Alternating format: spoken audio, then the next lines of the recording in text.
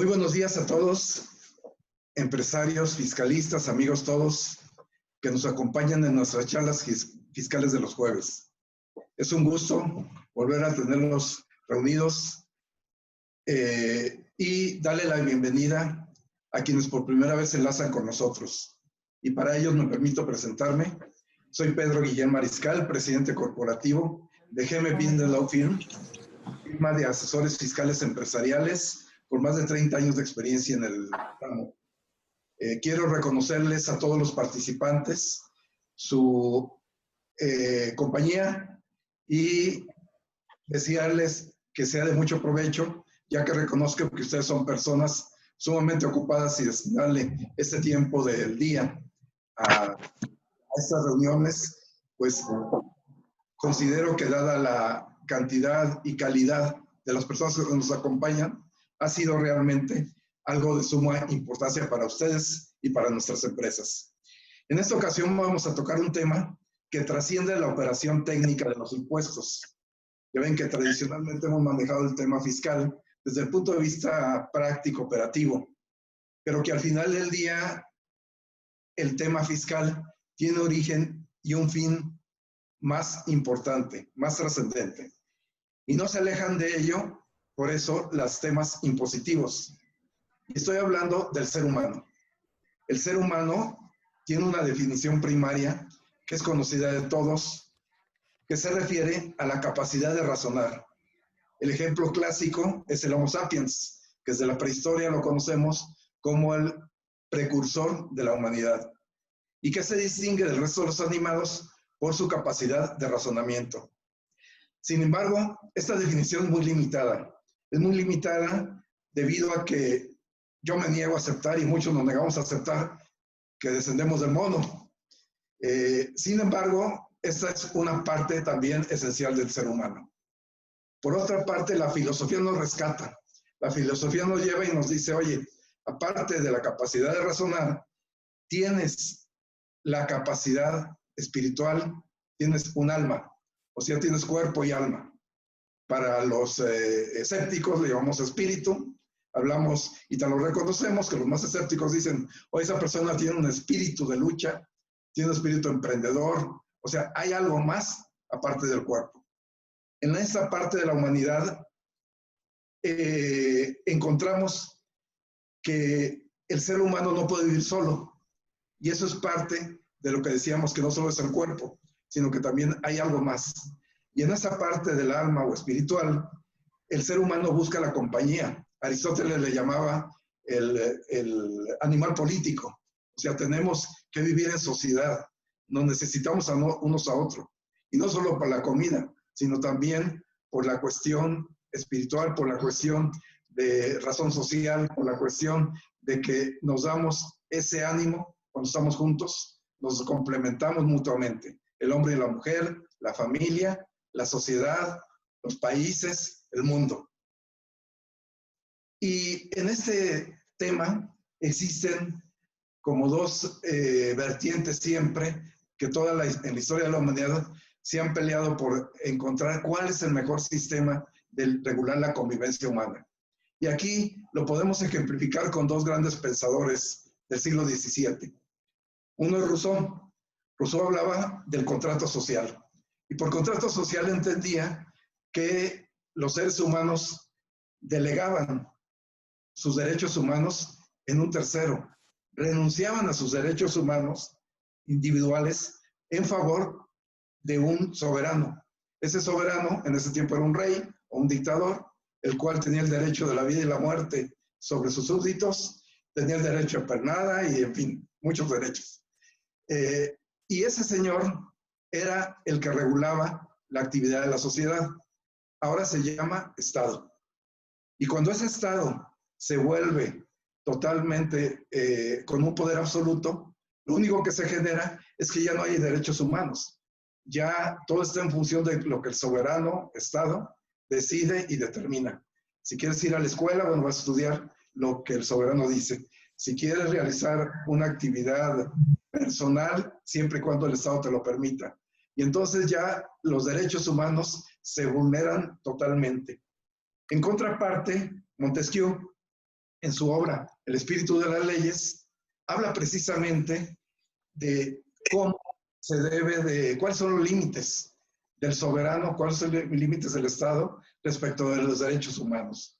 Y en estos límites que tiene el Estado, Montesquieu establece que solamente mediante la división de poderes respetados se va a lograr un equilibrio que permita la libertad del ser humano. Entonces, en esta parte, Montesquieu lo que habla es que debe de haber un equilibrio entre varios poderes del Estado, llámese monarquía, llámese república o como quieras llamar, pero siempre y cuando existan tres poderes que equilibren hasta dónde el Estado va a hacer el manejo del ser humano, hasta dónde puede llegar. Y aquí nacen los derechos humanos, ¿sí? Y entonces nos podemos preguntar, bueno, ¿y esto que Pedro está hablando ahorita, qué demonios tiene que ver con los impuestos? Bueno, pues para aclarar este tema, hemos invitado a la licenciada Brendibón Montes de Oca Pineda. Licenciada, bienvenida.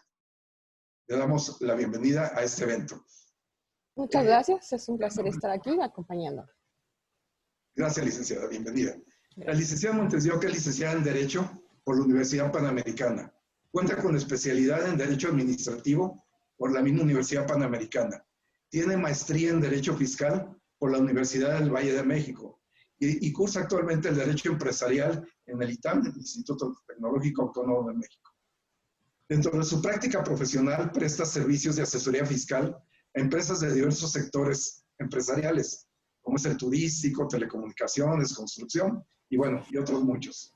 Practica también la defensa litigiosa en materia jurídico-fiscal. Entonces tiene excelente práctica profesional en el tema de litigio. Ha sido conferencista, y lo es, de diversas agrupaciones empresariales. Actualmente socia de la firma Cazú Montes de Oca Abogados SC.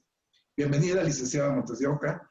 Y bueno, en contexto, el tema que vamos a tratar, me gustaría pues que nos comentara un poquito cómo ha estado la evolución de los derechos humanos en nuestro país. Gracias, buenos días a todos. Es un placer estar aquí y explicarles en breve este tema que es muy amplio. Sin embargo, me gustaría ser muy puntual en algunos conceptos para que todos pudiéramos conocer un poquito acerca de los derechos humanos, y mi intención es esclarecer y ejemplificar algunos conceptos relativos y su aplicación práctica en la materia fiscal, toda vez que los mismos han sido objeto de una evolución a través del tiempo hasta obtener su total reconocimiento. Bueno, el primer antecedente de nuestra legislación mexicana lo tenemos en el Bando de Hidalgo, promulgado en la ciudad de Guadalajara el 6 de diciembre de 1810.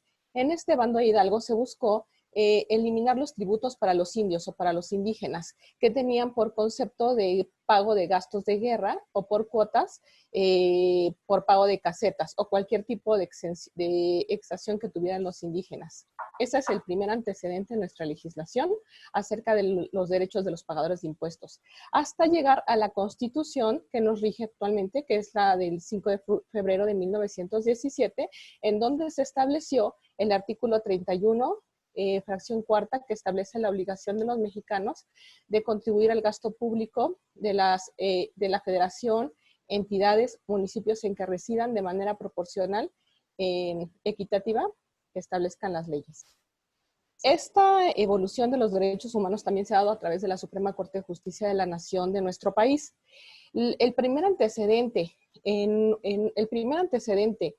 en materia de tesis de la Corte es la tesis Vallarta en materia impositiva. En esta tesis Vallarta participó el entonces presidente de la Corte, Ignacio Vallarta, con motivo de un amparo promovido en 1879 por una empresa textilera, en donde se declaró la improcedencia del amparo, toda vez que esta empresa textilera estaba impugnando el artículo 34, fracción cuarta, y la Corte lo que dijo es que ese artículo no se encontraba en el entonces capítulo de garantías individuales y por lo tanto no podía conceder el amparo. Posteriormente, a través del tiempo, hubo una evolución y se determinó la procedencia del juicio de amparo en contra de disposiciones fiscales. Continuando con la evolución, Hay una reforma muy conocida que ya tiene poco más de 9 años que entró en vigor, que es la reforma del 10 de junio de 2011 en materia de derechos humanos, a través de la cual aportó una riqueza muy amplia y una repercusión en materia de derechos humanos en nuestra Constitución. Esa es la evolución de los derechos humanos en México, a grosso modo.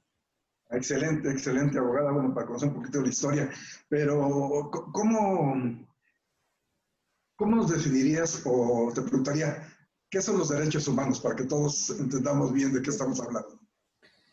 Bien, los derechos humanos es un concepto en teoría muy sencillo. Son todas las facultades, prerrogativas y libertades fundamentales que tiene una persona por el simple hecho de serlo, sin las cuales no podría vivir como ser humano. Yo creo que la palabra clave para definir un derecho humano es la palabra prerrogativa, entendida esta como un privilegio, soportada sobre valores y principios.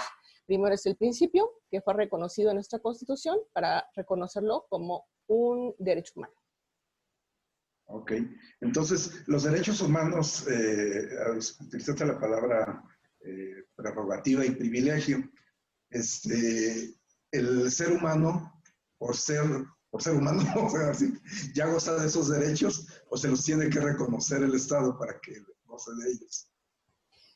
No, yo creo que aquí podríamos hacer una distinción importante. Existen los derechos fundamentales, los derechos humanos y las garantías individuales. Los derechos humanos son aquellos derechos que se encuentran en el derecho natural y no necesariamente deben de estar positivizados. Cuando se positivizan y se reconocen en un bloque de constitucionalidad, como serían los tratados internacionales o la Constitución, se consideran derechos humanos. Y las garantías individuales son todos los medios necesarios para proteger esos derechos humanos. Perfecto. Excelente, abogada. Y entonces, ¿qué características tendrían para considerar los derechos humanos o cuáles son los principios rectores de los derechos humanos? Los principios rectores de los derechos humanos se encuentran previstos en el artículo 1 de la Constitución, en el párrafo 3, y estos son 4. La universalidad, la indivisibilidad, la interdependencia y la progresividad. La universalidad significa que aplican a todos los seres humanos, independientemente de su condición política, jurídica, social, cultural, espacial y temporal. Son exigibles por todos los seres humanos en cualquier contexto político. La universalidad significa que todos los derechos humanos deben de entenderse como una estructura y nunca de forma aislada. No hay jerarquía en los derechos humanos, todos se encuentran al mismo nivel. Los derechos humanos, en caso de violación, se violan y nada más. No se violan de manera grave o de manera leve, simplemente se violan. La interdependencia significa que todos los derechos humanos se encuentran relacionados. El que respetes, garantices, protejas y promuevas un derecho humano impacta en todos los demás. Y no puedes pretextar que proteges uno para promover otro. Y la progresividad va muy relacionado o va de la mano con el concepto de evolución. Los derechos humanos van evolucionando de acuerdo a cómo evoluciona la sociedad y de acuerdo a cómo evoluciona la necesidad de los seres humanos. Por lo tanto, nunca pueden ser regresivos, no pueden ir para atrás, tienen la intención de ir progresando, ir protegiendo de mayor medida la dignidad humana. Pues entonces, como lo que entiendo, abogada, conforme va evolucionando la sociedad, van cambiando también muchas veces sus prácticas. Bueno, hay valores que son, que no cambian, ¿no? Por ejemplo, la verdad, por ejemplo, es un valor que, bueno, ese no cambia, no evoluciona. Eso no es así de claro, ¿no?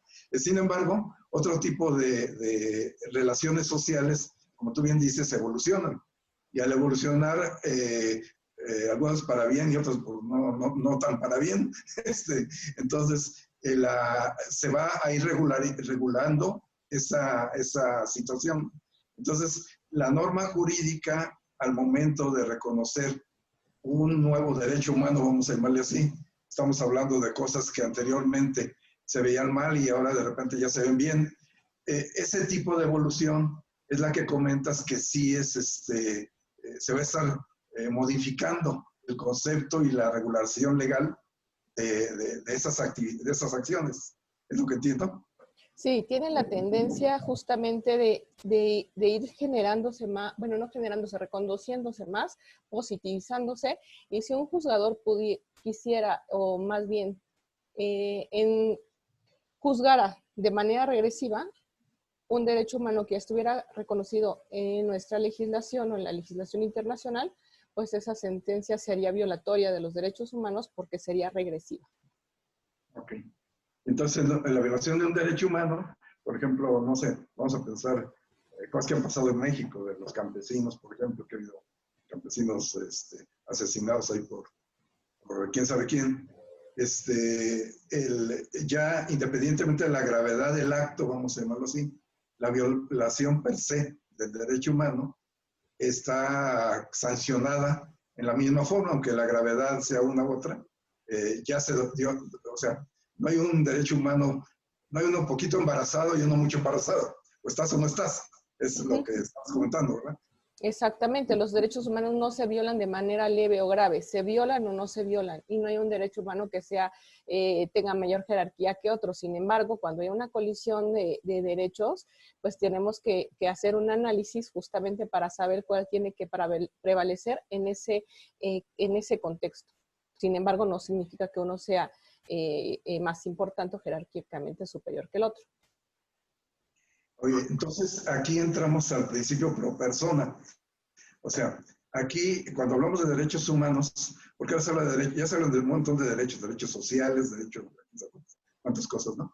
Pero hablando de derechos humanos, se está privilegiando a la persona sobre la sociedad, o cómo está el tema.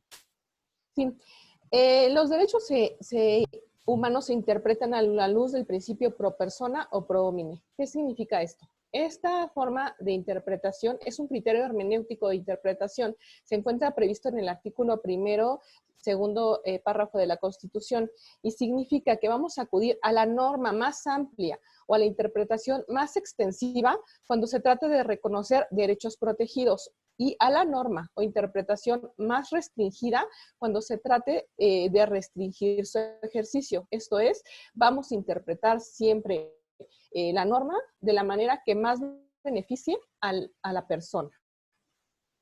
Ok, ok. Entonces, y esto que comentas ya está previsto en la Constitución, por lo que dices, Sí, ¿verdad? en la Constitución se encuentra previsto en el segundo párrafo, que dispone que las normas relativas a los derechos humanos deben interpretarse de conformidad con la Constitución y con los tratados internacionales, favoreciendo en todo tiempo a las personas la protección más amplia. Ok, perfecto, perfecto. Ya no hay duda, no está discusión. Ya está, es un principio constitucional. Sí. Y ahora, ¿quién vigila, quién regula, quién lleva a cabo el control?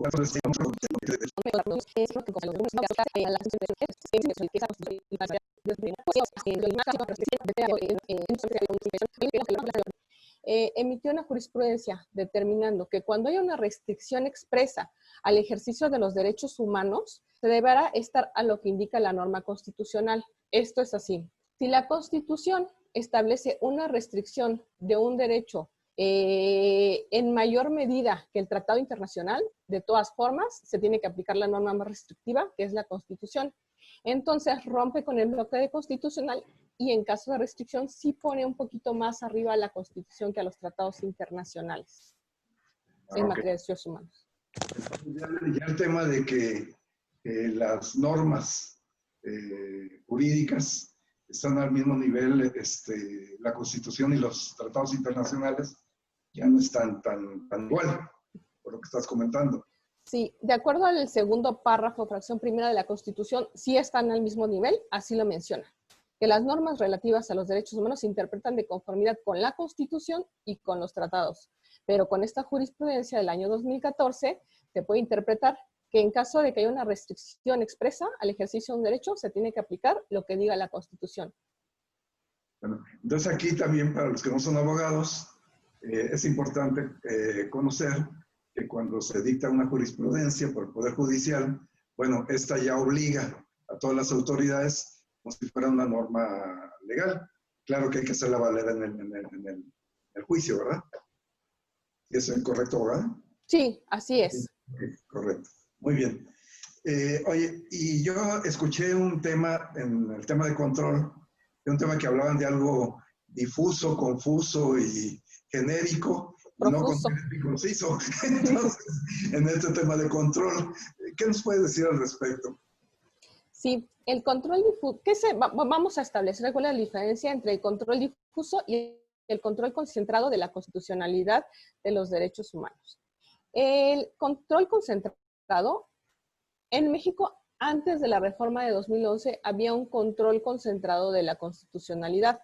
Esto es, los jueces y tribunales ordinarios no podían examinar la constitucionalidad de sus propios actos o de los actos que estaban juzgando, toda vez que el artículo 103 y 107 de la Constitución establecían ex profeso un medio por vía de acción para combatir estos temas, que es el juicio de amparo.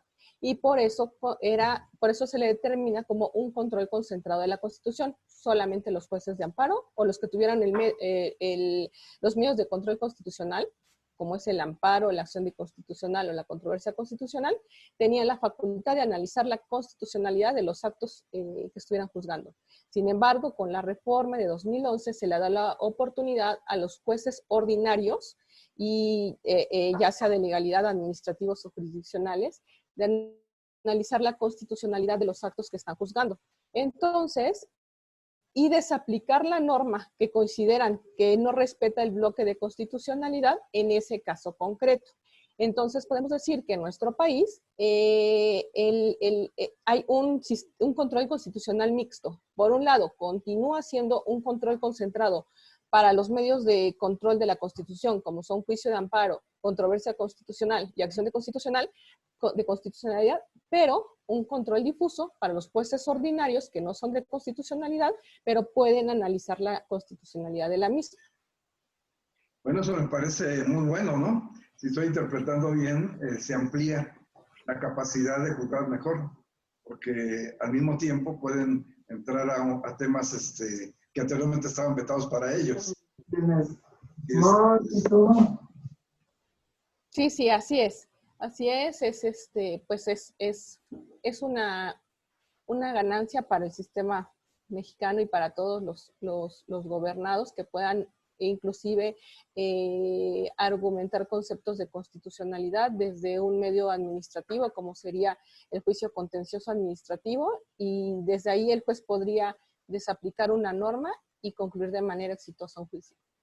No, es que esto es súper importante, abogado, lo que nos estás comentando, porque realmente anteriormente teníamos que agotar una serie de instancias, como de 2 años más o menos, para poder llegar al amparo en muchas ocasiones, o una revisión de amparo, etcétera, que es donde ya podríamos alegar temas de constitucionalidad. Entonces, esto abre las puertas para que el ciudadano, bueno, pueda sentirse protegido desde el principio. Y claro, es una buena alternativa, una buena opción. Bueno, entonces le vas a llamar con copia y cualquier cosa, porque ella me dijo, no, es que algo, un caso similar. Dentro de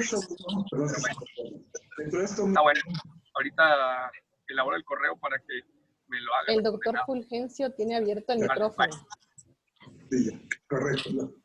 A ver, dentro de esto mismo te preguntaría, ¿en qué normas o en dónde, en qué disposiciones legales se encuentran contemplados los derechos humanos en materia fiscal? Si yo quisiera ver, oye, yo quiero ver fiscalmente cuáles son las normas que me aplican en materia de derechos humanos, ¿qué tengo que consultar? Sí, en México existen 2 fuentes que contienen los derechos humanos. Una es la Constitución, como lo he venido comentando, y otros son los tratados internacionales.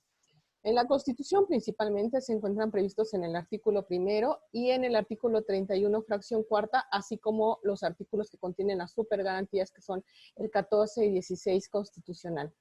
Y los tratados internacionales que contienen derechos humanos en materia tributaria y que han tenido una evolución son la Declaración de los Derechos Humanos del Hombre y del Ciudadano, la Declaración Universal de los Derechos Humanos, la Convención Americana sobre Derechos Humanos o Pacto de San José, que principalmente esta es la que debemos aplicar, y los tratados para evitar la doble tributación. Excelente, excelente. La Declaración de los Derechos del Hombre y del Ciudadano, creo que fue la primera, pero de las más connotadas, ¿no? ¿Esa dónde fue o cómo fue? Sí, esta Declaración de los Derechos del Hombre y del Ciudadano justamente es un compilado de normas que da origen a todas las demás, en donde se protegen distintos derechos humanos. Sin embargo, no llegan a atender a la materia fiscal. Sí, considero que el ordenamiento más importante que debemos de conocer y citar en nuestros medios de defensa, pues es la Convención Americana sobre los Derechos Humanos. Ah, ok. Pero los tres documentos o convenciones que comentaste, México los ha suscrito y le obligan, ¿no? Sí, los dos son obligatorios para México. Le obligan, inclusive los criterios que se emiten a través de los organismos internacionales derivados de esta suscripción de tratados son obligatorios. Excelente. Oiga, abogada, y ya yéndonos a México, pues a nuestra constitución política, ¿cuáles son los derechos humanos del contribuyente que prevé ya en específico la Constitución para irnos ya como ir concretando el tema? Sí, en México pues se encuentran previstos principalmente en el 31 fracción cuarta y el primer principio o derecho consagrado en la Constitución sería la proporcionalidad tributaria. Esto es, que los sujetos pasivos del tributo tienen la obligación de contribuir al gasto público de acuerdo a su capacidad económica, es decir, aportar una parte adecuada de sus ingresos, utilidades o rendimientos para la satisfacción del gasto público. El segundo sería la equidad tributaria, que significa que a iguales supuestos de hecho le aplican las mismas consecuencias de derecho. En pocas palabras es tratar igual a los iguales y desigual a los desiguales. El siguiente principio es el de reserva de ley o legalidad tributaria, que significa que no puede haber ningún tributo si no está previamente contenido en una ley para darle un marco de legitimidad y legalidad. No hay tributo si no hay una ley formal que lo regule. Y esta reserva de ley o legalidad tributaria podemos verla en dos vertientes, la absoluta y la relativa. La absoluta es que la creación de las contribuciones queda estrictamente reservada a las leyes, no pudiendo regularse en un ordenamiento de menor jerarquía. Esa es la absoluta.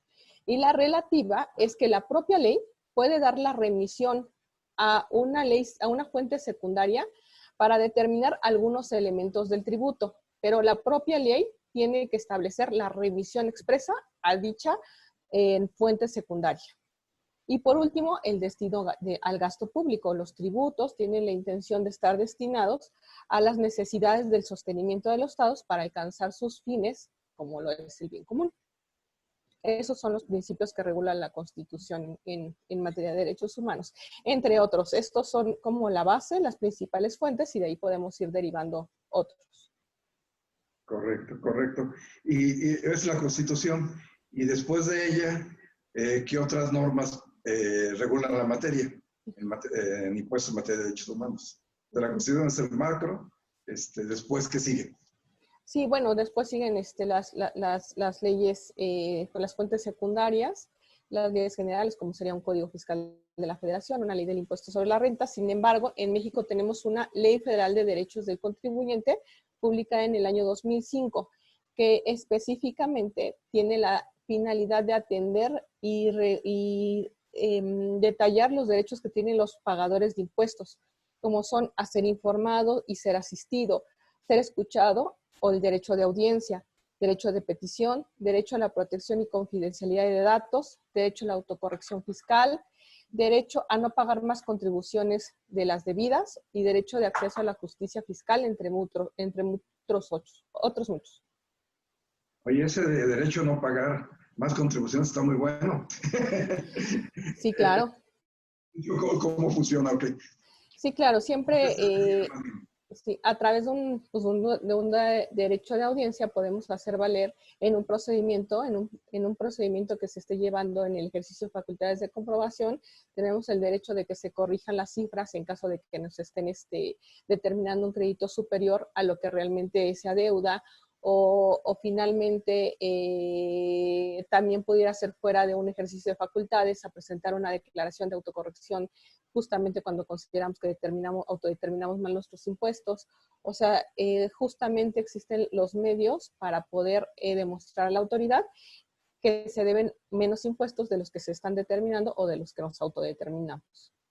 Ok, entonces la Ley Federal de Derechos del Contribuyente es una ley, pues una legislación que permite hacer valer los derechos humanos ya en la práctica y ya en concreto, ¿no? Es lo que estamos entendiendo. Sí, sí, exactamente, y establecen algunas reducciones, justamente reducciones en el caso de un procedimiento de fiscalización, reducciones en las multas, cuando te corriges en determinados momentos de una auditoría, justamente de ser asistido, de no entregar papeles que ya tuviera en su poder la autoridad, facilitar la labor del pagador de impuestos al momento de tener algún tipo de ejercicio de facultad de comprobación o justamente alguna necesidad ante la autoridad fiscal.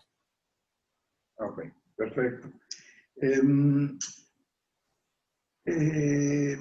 Ya vimos cuáles son las normas, vamos a decir, más concretas, pero ¿cómo las podemos hacer valer? O sea, ya sabemos que está la Constitución, que nos establece ciertos principios, vamos a decir, generales, fundamentales. Luego la Ley Federal de Derechos del Contribuyente nos permite ya como que ir por algún camino para poder hacer valer esos derechos. Pero, ¿ante quién o cómo hacemos valer los derechos humanos?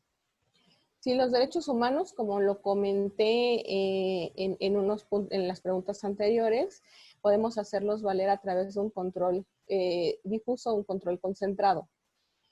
Podemos hacer valerlo a través del control difuso en un juicio contencioso administrativo, toda vez que podemos argumentar cuestiones de constitucionalidad, pero el medio de defensa por autonomía sería el juicio de amparo, en donde justamente podemos hacer valer cuestiones de constitucionalidad y los jueces tienen toda la experiencia para analizar pues el caso, ¿no?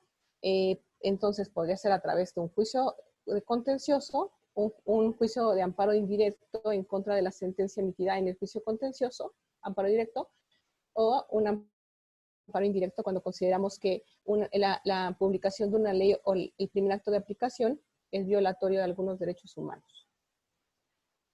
Esa es la materia de amparo y al final. Prácticamente entonces los medios jurisdiccionales para hacer valer los derechos humanos están claros y están establecidos, y ahí mismo ante esos órganos, ¿sí? Debemos de argumentar, vamos a decir, los principios de derechos humanos violados. ¿Es así? Es así. Ahí justamente en el medio de defensa tenemos que, por ejemplo, en un amparo, tenemos que poner nuestro agravio y decir qué artículo constitucional se está violando, qué garantía, qué derecho humano contiene, y justamente dejarlo muy claro para que en su caso, si llegamos a una revisión de amparo, pues tengamos la oportunidad de que sea atendida, ¿no? Porque las revisiones solamente tienen cuestiones de constitucionalidad. Entonces, vamos a clarificarlo. Podríamos presentar un amparo contra leyes, un amparo contra alguna sentencia definitiva, un amparo contra una orden de visita domiciliaria o, por ejemplo, un amparo contra una tercería excluyente de dominio en el caso de un embargo. Y pues tendríamos que argumentar pues, justamente cuestiones de constitucionalidad. Entonces, en ese tema, si nosotros en algún momento, ¿cómo se llama? Consideramos que una ley se publica, yo no tengo nada que ver con el asunto, no me afecta, pero me incomoda. Considero que es injusta, que es ilegal, etcétera. Yo, aunque no tenga una afectación directa, pudiera, pero yo soy un líder social y lucho por los derechos humanos de las personas, pudiera interponer un amparo en contra de esa ley que se publicó y simplemente porque considero que es injusta o que es ilegal, bueno, ilegal no porque existe la ley, es legal, que es injusta, pudiera interponer el amparo porque pienso que viola los derechos humanos de terceros. No, bueno, yo considero que no podría ser así, porque justamente tiene que haber un interés jurídico para poder acudir al amparo, no un interés simple. Yo creo que usted tendría un interés simple justamente en ese supuesto, pero necesitaría de un interés jurídico para acudir al amparo, que esa ley le afectara ya sea con su simple entrada en vigor o con su primer acto de aplicación, porque justamente se sitúa en el supuesto normativo que establece la ley y le aplica la consecuencia de derecho. Entonces, si no le aplica la misma, considero que no sería procedente. Ok, perfecto, perfecto. Oiga, abogada, pues mire, ha sido muy interesante toda su exposición. Realmente nos deja primero con un buen sabor de boca de que ya se podemos argumentar cuestiones constitucionales en etapas previas al amparo, ¿sí? Y que definitivamente esos juzgadores tienen ya facultades para tomarlos en cuenta y que de alguna manera a lo mejor resolver el problema desde el principio y no esperarnos hasta el final, ¿no? Entre otras cosas. Sí, ¿desea comentar algo más? Sí, claro. Y pues hablando de amparo contra leyes, a pesar de que en los últimos años no han sido favorables para los contribuyentes, no por eso yo dejaría de, bueno, recomendaría dejarlos de hacer. Recomiendo a todos los gobernados, a los pagadores de impuestos, que continúen interponiendo amparos contra leyes con la finalidad de que se vayan obteniendo criterios que ayuden a la evolución normativa. Y por otro lado también recomiendo siempre integrar a nuestra demanda agravios novedosos y creativos, con la finalidad de que alguno de ellos pueda ser tomado en cuenta por la Corte y finalmente tener éxito, ¿no? No porque no hayan sido exitosos en los últimos años, dejar de hacerlos. Recomiendo e insisto en que deben seguirse presentando, pero no de manera plana, sino de manera creativa y novedosa.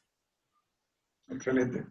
Muy bien, abogada. La verdad es que ha sido muy interesante su conversación. Quisiera yo invitar a los participantes a que si la licenciada Montes de Oca nos permite, podamos hacerle algunas preguntas respecto al tema que tan brillantemente ha tratado, y puede hacerlo a través de mi celular o directamente por el chat. ¿Sí? Claro que sí, con todo gusto. Cualquier duda, estoy para atenderla. Bueno, aquí tengo la primera. El licenciado Jorge Juárez comenta, bueno, la voy a traducir porque está un poquito enredada. Bueno, comenta que cuando el impuesto es excesivo, se está violando los derechos humanos, porque bueno, a ver, lo que quiere decir que el contribuyente no tiene a veces capacidad de pagar el impuesto de acuerdo a lo que la ley establece.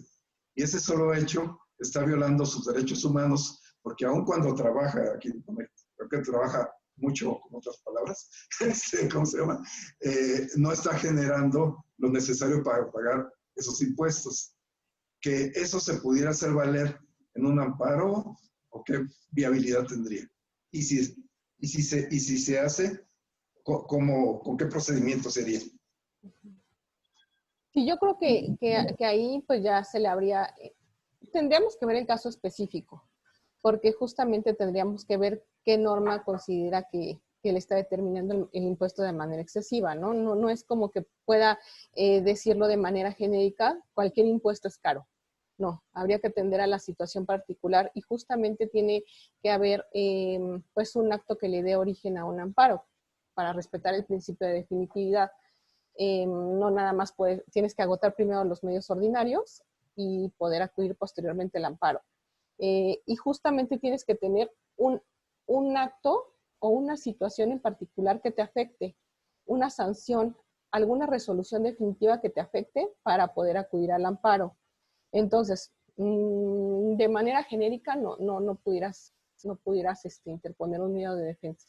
Ya si te sitúas en algún crédito fiscal, alguna resolución definitiva, en donde puedes empezar a argumentar seguramente, y si consideramos que el impuesto es excesivo, pero por alguna ilegalidad que cometió la autoridad, pues entonces seguramente en juicio contencioso, a lo mejor a través de una pericial contable, demostrar por qué el impuesto es excesivo y por qué está determinado de manera desproporcional.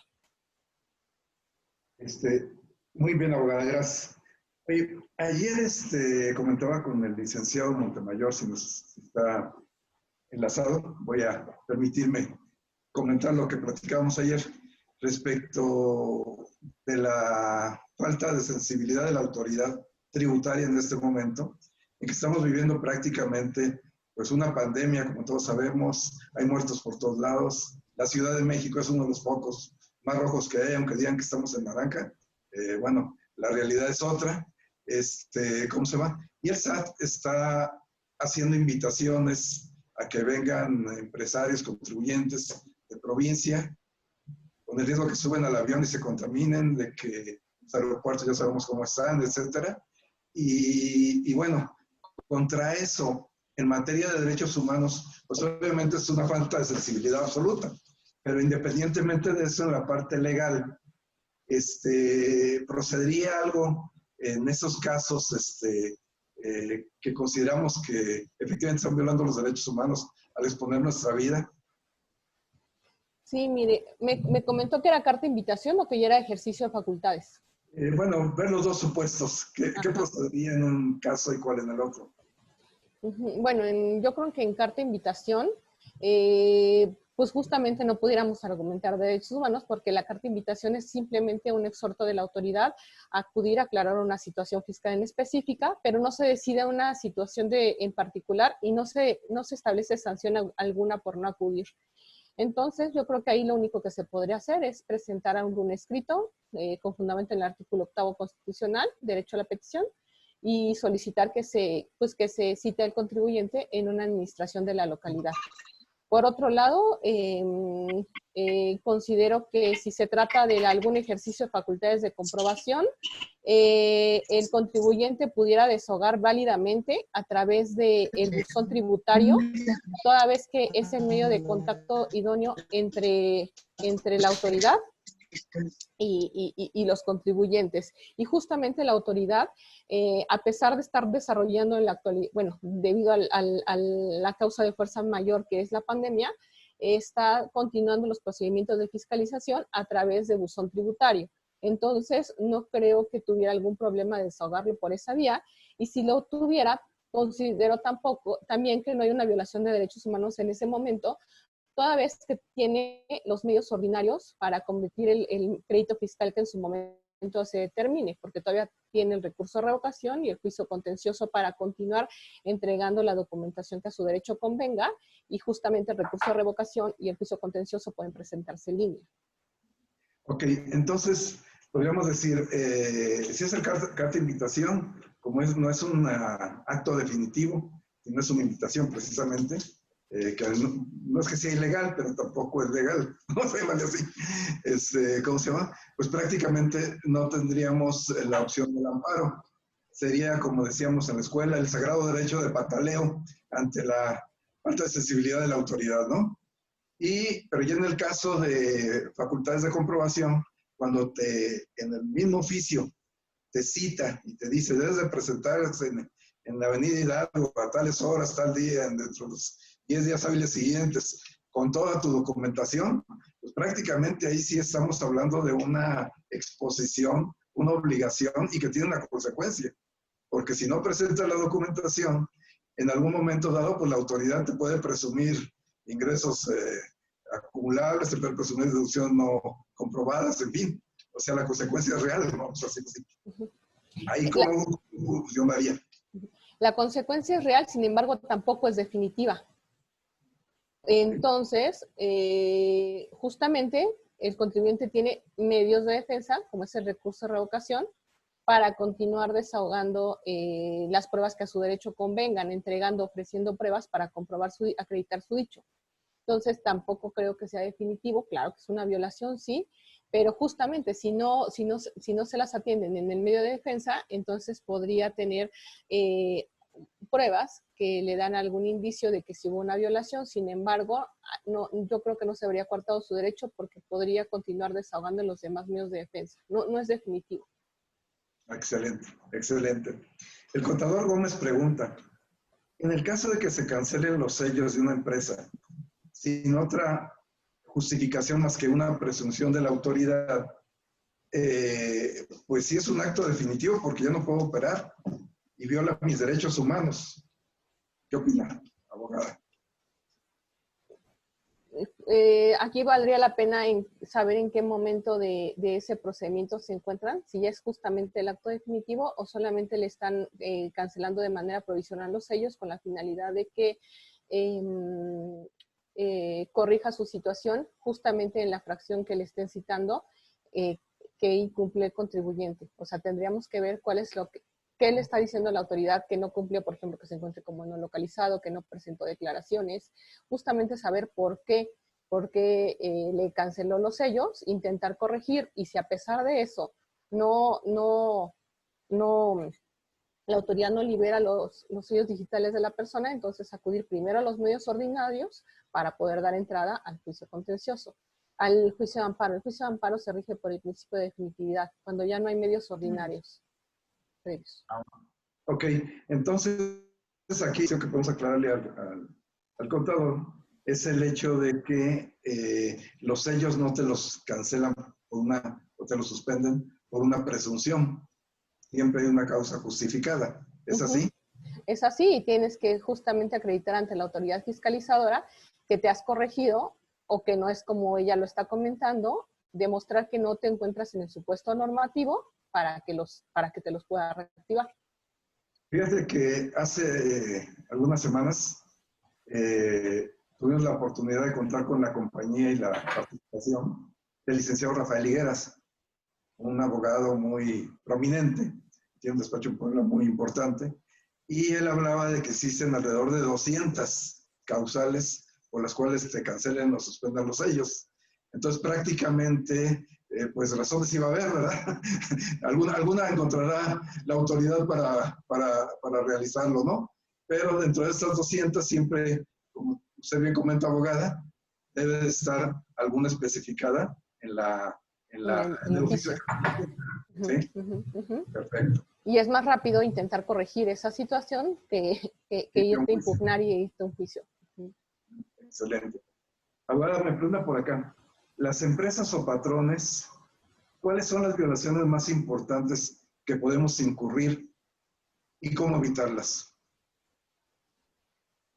Sí, ahí habría que contestar que los particulares, las únicas personas que pudieran violar algún derecho humano son las autoridades. Los particulares no, solamente las autoridades, y los particulares solamente cuando tienen alguna característica alguna característica específica que les dota la ley para considerarse de cierta manera autoridad, como podrían ser los notarios. Pero los particulares no pueden violar los derechos humanos. Es la autoridad, vamos a llamar así. Sí, es la autoridad. Ok, perfecto. Muy bien. Entonces, por ejemplo, un patrón que maltrata a sus trabajadores no está violando sus derechos humanos. Es un zángano. No, yo creo que ya ese es otro tema, ya es una cuestión, no sé, pues de daños o alguna cuestión delictiva, ya sería otro tema, ¿no? Excelente. Bien, tenemos aquí al licenciado Kiosellán, que pregunta, si bien es cierto que la igualdad tributaria se interpreta bajo los cánones del más fundamental derecho a la igualdad, también lo es que la Corte ha delimitado su contenido tras identificar algunas notas distintivas del principio material de igualdad tributaria. ¿Cuáles son los principios de igualdad tributaria que se refiere? Ahí no le entiendo muy bien la pregunta, pero con todo gusto, si me pasa su correo electrónico, su teléfono, me comunico con él, lo platico e intento darle alguna respuesta más adecuada. Sí, básicamente lo que está comentando es que existe una igualdad tributaria ya como definida por la Corte. Entonces, un poquito, ¿cuáles son los aspectos distintivos que de alguna manera, pues usted ya los comentó, abogado, cuando habló de las características precisamente de los derechos humanos, en cuanto a lo que deben de tener, en cuanto a equidad, en cuanto a ¿cómo se llama? A proporcionalidad, etcétera, que de alguna manera es lo que va a dar la igualdad en materia tributaria. Pero bueno, nos llevamos la tarea, licenciado Kiosellán, para ampliarlo más. ¿Sí? Claro que sí, o si me da su dato, con todo gusto lo platicamos. Ok, perfecto. Mira, el licenciado Cervantes pregunta, ¿la equidad tributaria es muy genérica? ¿Cómo se pudiera especificar más o concretar más el término? Yo creo que aquí justamente un ejemplo muy claro para esclarecer el tema es lo que llaman el amparo del envidioso, ¿no? Cuando una persona se sitúa en una hipótesis normativa exactamente igual que la otra, pero a la primera le dan una prerrogativa y a la segunda no, entonces justamente esa segunda ve violado su derecho humano a la equidad, porque a la otra sí le dan esa prerrogativa y a esta no, y es a lo que se le llama el amparo del envidioso. Entonces, no sé si la respuesta va por ahí, pero es un ejemplo claro de cómo se aplica de manera en la práctica esta equidad, o cómo se defiende esta equidad. Correcto. A ver si me permite un segundo porque aquí siguen las preguntas. Bueno, primero que la mando a felicitar al licenciado José Ramón Grinham. Qué excelente exposición. Ay, muchas gracias. Igualmente un saludo. Que establece, considerar algunos tipos penales graves y catalogar la conducta como delincuencia organizada atenta contra los derechos humanos. Repito, considerar algunos tipos penales graves y catalogar la conducta como delincuencia organizada atenta contra los derechos humanos. Yo creo que justamente aquí vamos a tener en principio la presunción de inocencia, ¿no? El derecho humano a la presunción de inocencia. Y todos se presumen pues, inocentes hasta que se demuestre lo contrario. Si se demuestra o se desprende que te situaste en la hipótesis normativa que la ley consideraba como delictiva, pues justamente la persona tendría el derecho de defenderse partiendo o considerando esa presunción de inocencia. Sin embargo, pues supongo que va por el tema de las operaciones inexistentes, ¿no? Pero considero que hay una presunción previa y a partir de esa se tiene que argumentar. Bueno, pero cuando nos establece el código y dice, oye, primero te detengo y luego platicamos, lo que le llaman, ¿cómo se llama? La cuestión de cárcel oficiosa, vamos a llamarle, esa, en tu opinión, ¿sí sientes que viola derechos humanos o...? Sí, porque justamente no está debidamente integrado un expediente, justamente no se ha podido desvirtuar la presunción de inocencia o la presunción de la operación inexistente y pues justamente el que tengas una prisión preventiva oficiosa, pues yo sí considero que es muy grave, ¿no? Y que sí podría haber una violación a derechos humanos. Excelente, excelente. Abogada, pues mire, a mí me deja con muy buen sabor de boca muchos de los comentarios que nos hizo porque, por una parte, yo me quedo, repito, con el tema de que podemos argumentar derechos humanos en el transcurso del inicio de la defensa, por una parte.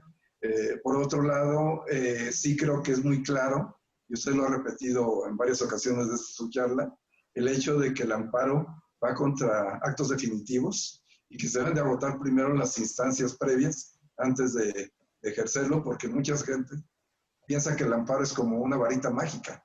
Dicen, ya me amparé.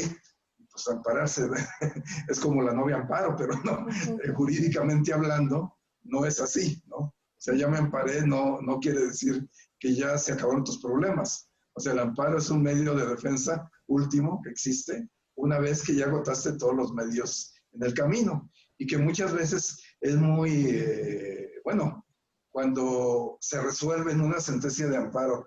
Yo me acuerdo, mi maestro Burgoa, y ya usted abogado está muy joven, no le tocó, pero mi maestro Burgoa, Ignacio Burgoa Orihuela, decía, que cuando obtienes una sentencia como abogado favorable, el que te dice la justicia de la Unión ampara y protege, haz de cuenta que te dieron un doctorado en Derecho, te reconocieron tu capacidad profesional y demás. Y así ha sido su exposición abogada.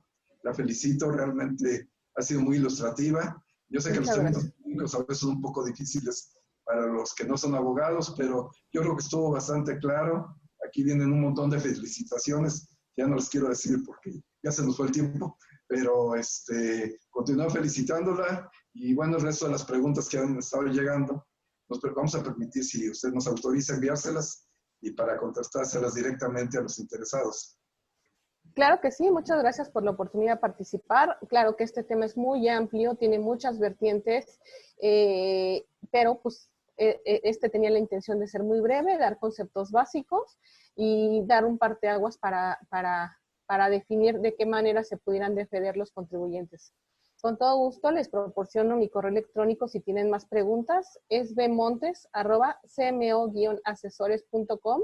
Ahí me pueden hacer llegar las preguntas y quedo a sus órdenes para cualquier duda o comentario al respecto. Muchas gracias. Gracias a usted por invitarme a participar en este foro y a todos por acompañarnos. Cualquier cuestión, quedo a sus órdenes.